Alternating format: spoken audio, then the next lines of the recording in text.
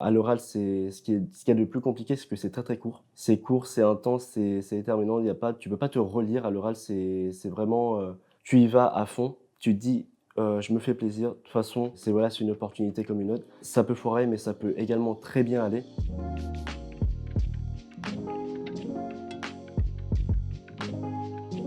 Salut, je m'appelle Kenny, je rentre en deuxième année de médecine. J'ai terminé 380 au concours suite aux oraux.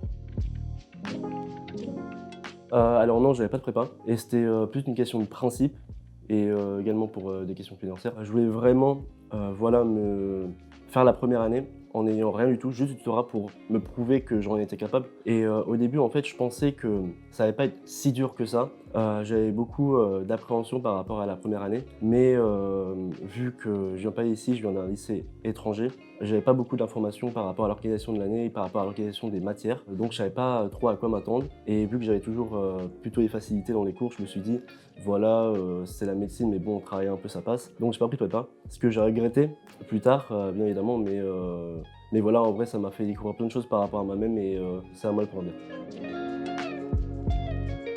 J'ai testé un peu tout, la méthode DJ, les relectures pour voir ce qui me convenait moi. Parce que voilà, il faut toujours faire ce qu'on vient mieux à soi et pas copier, la méthode de quelqu'un d'autre. Donc j'ai testé un peu tout pour voir ce qui me convient le mieux et finalement, j'ai découvert que je fonctionnais mieux, lorsque je faisais, un planning la veille et je faisais un peu au feeling, c'est-à-dire que j'avais un suivi en code couleur des cours. C'est-à-dire les cours que je maîtrisais bien, ils étaient en vert, les cours que je maîtrisais moyennement en orange et les cours que je maîtrisais pas du tout en rouge et donc la veille, je faisais, un planning, du lendemain concernant, l'importance des cours et ce que je devais revoir en priorité pour, ne pas accumuler du retard. Je me levais, généralement autour de 7h-7h30. Ensuite, je commençais à travailler, vers 8h30, 9h jusqu'à midi où ensuite je prenais une pause, d'1 heure pour, me faire à manger, faire la vaisselle parce que je vécu seul. Ensuite, je reprenais à 13h jusqu'à 16h-17h, je prenais à goûter. Je retravaillais jusqu'à 21h-22h et ensuite je prenais 1 heure ou 1 heure et demie le soir pour me poser, parler à des amis, vraiment me déconnecter pour pas penser aux cours sinon, bah, on tient pas et voilà.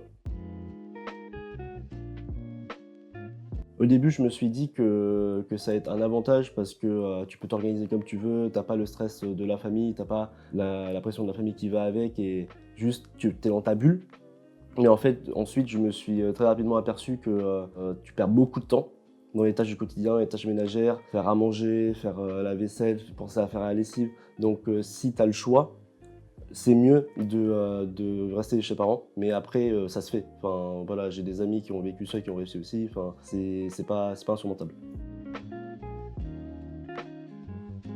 Alors c'est vrai ce qu'on dit, on le répète, mais ce qui est le plus dur en première année, c'est vraiment le mental. C'est ça qui va te faire tenir, des mois et des mois de travail parce que c'est très facile d'être à fond sur tes cours, 2-3 jours, même une semaine, mais tenir tout un semestre, sur, 3-4 mois, c'est que du mental et donc ouais, le fait de vivre seul, ça a été, extrêmement compliqué parce que tu es isolé, tu pas l'occasion de parler à quelqu'un, d'être écouté et il y a aussi, bah, la pression de la première année, l'incertitude de ne pas savoir si on va passer, de ne pas savoir à quoi s'attendre le jour J aussi vu que nous, on a vécu l'année de la réforme. C'est-à-dire que tout changeait, l'année de la fusion aussi.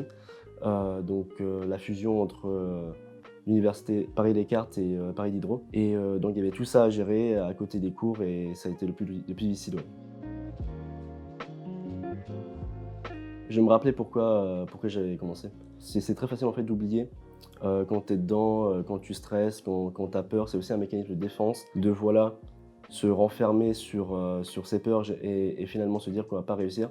Mais c'est dans ces moments-là où il faut te rappeler pourquoi tu es en passe, pourquoi tu as envie de faire cette filière et de travailler en tant que professionnel de santé. C'est généralement ces moments-là où tu as envie d'abandonner que si tu t'accroches, tu auras le déclic.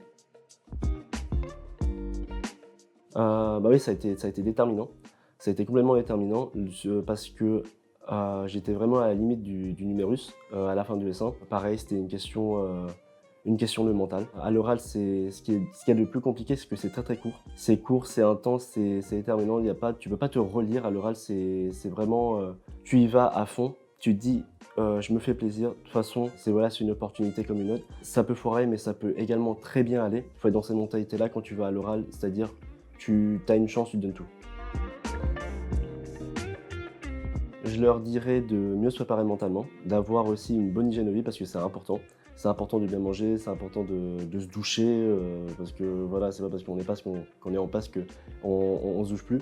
On a le temps de se doucher. Et je leur dirais également voilà, de également prendre plaisir à faire ce qu'ils font parce que on ne le dit pas assez, on pense vraiment que c'est une année où on ne fait que subir, où on fait que voilà, apprendre bêtement ses cours, mais parfois il y a des cours très intéressants où on peut apprendre de nouvelles choses. Et donc voilà, c'est ce que je leur dirais.